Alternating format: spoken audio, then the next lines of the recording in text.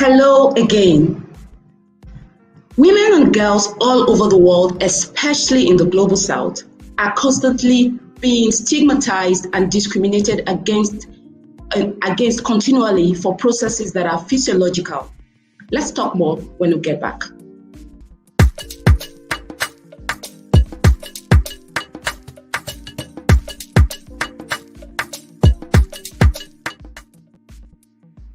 Hello again and welcome to another episode of You Are Not Alone. So You're Not Alone is sensitization, education and advocacy project of Action Against Child Sexual Abuse initiative where we constantly deliberate on issues that affect women and girls. And the whole purpose is to promote the well-being of women and girls and end violence against women and girls. And on today's episode, we have such an interesting guest. But before that, I just want to talk to our audience wherever you're watching from, because this is a recorded version. You're watching from YouTube, Facebook, or LinkedIn. Please feel free to leave your comments, leave your contributions to this topic or to this episode, and I will definitely get back and I will respond to it. And if you would like to be featured on this program, please feel free to also send us an email. We have our official email address on the screen. Info at Action Against Child Sexual Abuse Initiative is right there on the screen. On the screen, please feel free to reach out, send us an email, and we will invite you. And talking about our guest today on this episode, he's a researcher and he recently wrote a paper that actually caught my attention, and that's how I reached out to him. So he is a behavioral and social science researcher. I can go on and on about this guest, but he has conducted and published rigorous types of research, like I said, on social determinants of health, and one of such is the menstrual attitudes, which we will be discussing today. So let's make welcome our guest, Ifeanyichukwu Anthony Ogueji. Ifeanyi, please, once you come on board, feel free to correct me. Ogueji, I was right? Oh, thank you very much, Juliet. It's a very great honor to be here today. I'm Ifeanyichukwu Anthony Ogueji. Ogueji, please, I stand corrected, Ogueji.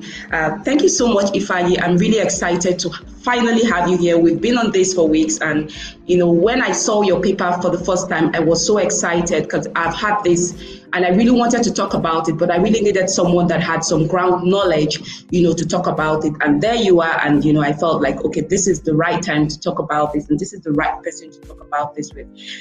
So moving forward, our topic for today is framing positive attitudes towards menstruation.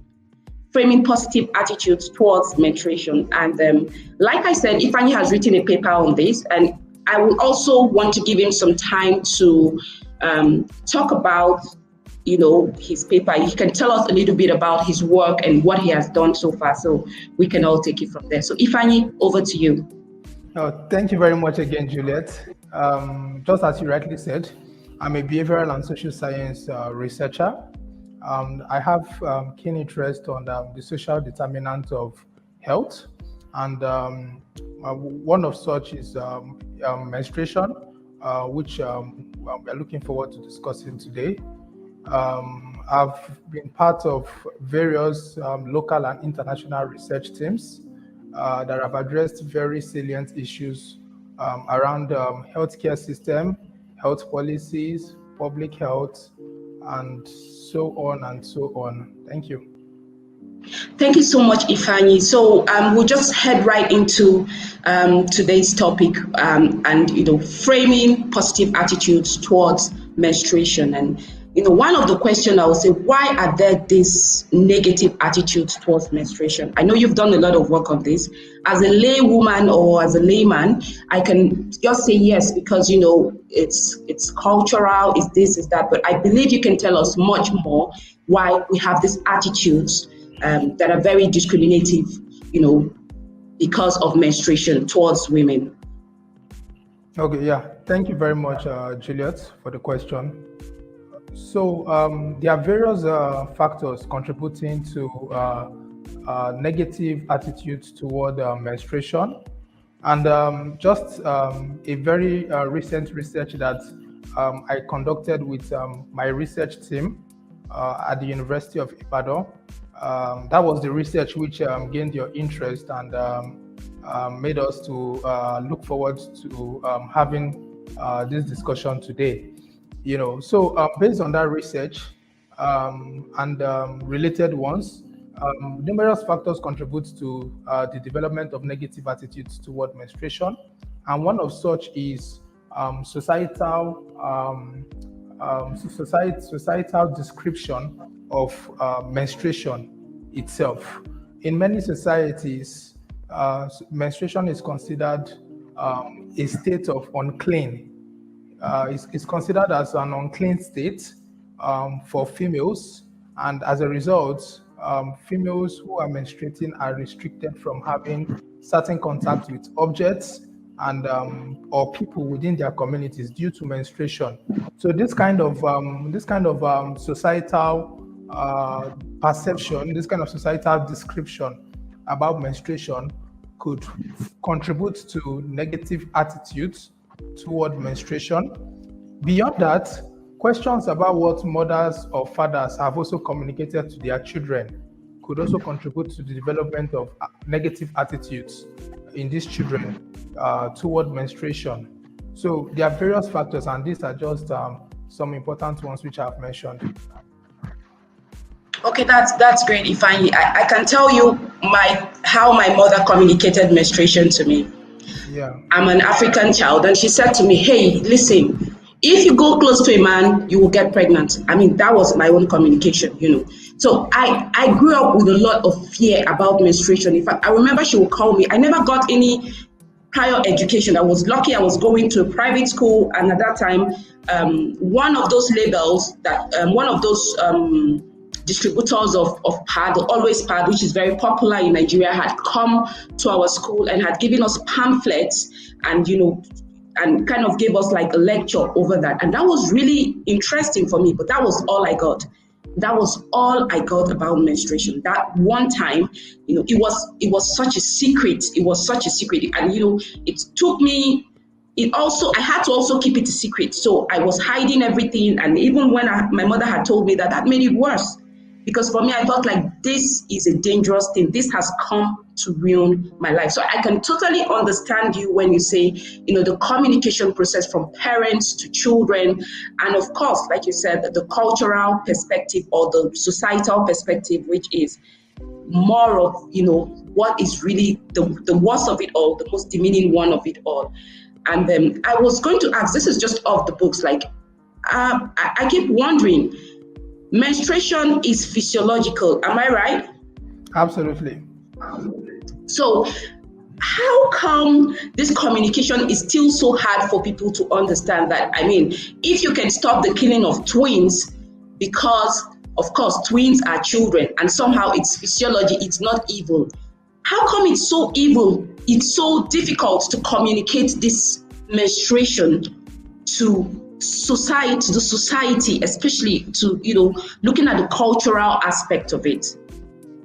Okay, yeah, thank you very much. There are various ways to answer your question, and one of such could be that probably existing health education programs focused on menstruation are probably not socioculturally appropriate, or they have not been designed to accommodate the specific features of the targeted population. That could be a reason. It could also be an indication. In essence, it's just an indication that probably existing health education programs have not been appropriately designed enough for whom they are targeted at. So there's always the need to ensure that health education aiming to promote positive attitude towards menstruation are also socioculturally sensitive. Because like we discussed earlier, there are a lot of sociocultural factors underlying attitudes toward menstruation. So it's not just sufficient for us to say we want to tell this group of people within a community on we want to encourage them to challenge their negative attitudes toward menstruation. It's not just sufficient for us to do that, but we also need to understand what sociocultural factors underlie their negative attitudes toward menstruation. So if we have understood those underlying sociocultural factors, and then we imbibe them, we incorporate them into whatever health education program we are designing for them, it increases the chances of yielding positive outcomes, positive attitudinal changes, or desired attitudinal changes that we are looking at. Wow, thank you so much, Ifeanyi. So Ifeanyi, going forward on our question again, I was also going to say, how can we change this negativity or narrative for women and girls? Yeah, you've mentioned education, and I think that's part of it. So maybe you can take it there, but how in general, like I think it's more than education. How can we change it for women and girls in, change this narrative, for the betterment or for the good or for the well-being of women and girls? Okay. Thanks again for the question. Existing research shows that one of the important ways to change the narrative regarding negative attitudes toward menstruation is by encouraging people to be aware of the positive sides of menstruation. And such positive side includes that menstruation is an indication of a normal, healthy female function that is necessary to experience the joy of motherhood. So we really need to bring to the consciousness of people the positive aspects of menstruation. And that is a very salient way, according to research, that's a very salient way to challenge negativity regarding menstruation. And also, there's a need for psychosocial support for women, for females who are experiencing menstruation, because existing research also shows that menstruation comes with some form of psychological distress. Given that that is given the onset of puberty, which is also characterized by menstruation, so it comes with some form of psychological distress. So there's also the need to provide appropriate or tailored psychosocial support programs for females in order to also challenge negativity or negative attitudes toward menstruation. So in essence, what I'm suggesting is encouraging people to be aware of the positive aspects of menstruation. It's a good way to go about this. Another aspect is also developing appropriate psychosocial support programs for females who probably could be psychologically distressed as a result of menstruation. Wow, that's a beautiful one, because I reached out to you and I told you that there are conditions. I actually shared something very personal with you, and I talked to you about when you have these over depressive situations with menstruation, because it differs for people and nobody is explaining these things to anybody. Like you talked about this psychosocial support. Nobody is explaining to girls that, listen, it could be this bad, it could be that bad. It's not same for everyone. Am I right? Absolutely, you're right. So in situations where you have those extreme situations where it's so depressive, depressive to the extent that people can take their lives because of the hormonal, or I'm not that a scientist, or whatever goes on that leads to that level of depression. No one is really educating these girls. And that's why when you talked about the psychosocial support, I think there's a lot to be done in this menstruation education and providing psychosocial support. While it looks like everybody's talking about it and everybody's sharing pads, because that's what we normally see. Everybody's buying pads and they're sharing to girls.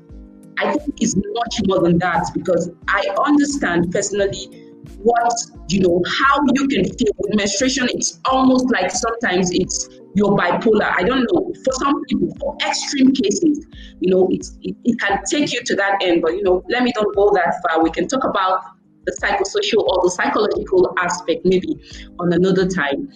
So finally, Ifeanyi, sorry, I'm already calling you. So Ifeanyi, I was also going to leave you with. Yeah.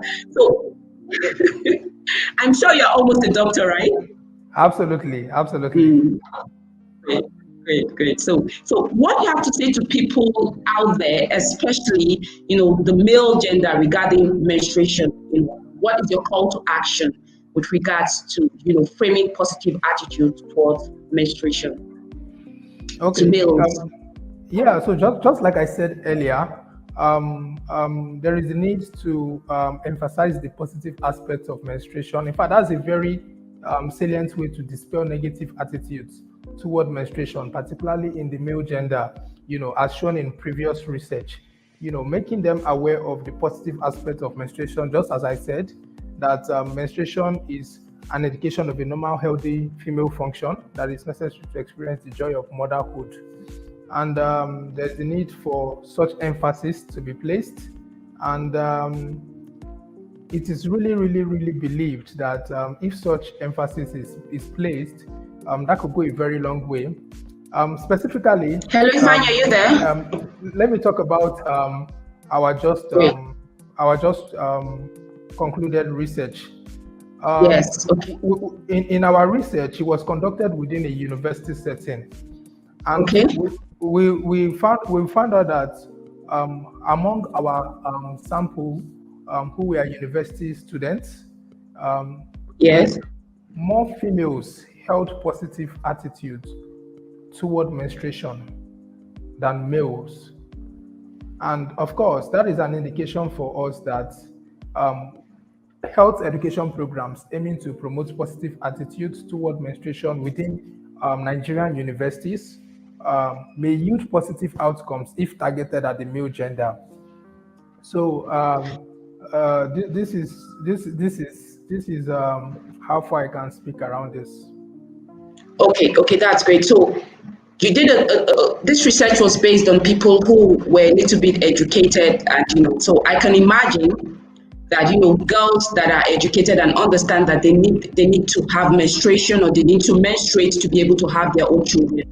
They will definitely have positive attitudes towards it. And then that leads us to think of what is happening out there with people that are not educated, with people, both men and women, boys and girls, who are not educated and who have this very negative, or who have been groomed, or who have been taught these negative versions of what menstruation really is. So that goes to see what could be happening out there. If we have people in the university, we've not even talked about the research was based on the university on campuses, but we still have people, boys in secondary schools, we still have people that are laymen, people that are not educated. Let me stop using the word people that are not educated out there, that do not even understand what this is, or how it impacts women, or how important it is, and they're already being thought to dislike or discriminate or stigmatize against menstruation. So that on that note, I just want to say thank you so much for showing up and for being with me on this show. You are not alone, and thank you so much. It was really, really, really, really, really insightful. Listening and hearing all you had to say. And back to our viewers, thank you so much, and we look forward to seeing you on our next episode of You Are Not Alone. Do have a lovely day, and bye. So bye. Bye. All Bye. right. Thank you so much. Cheers.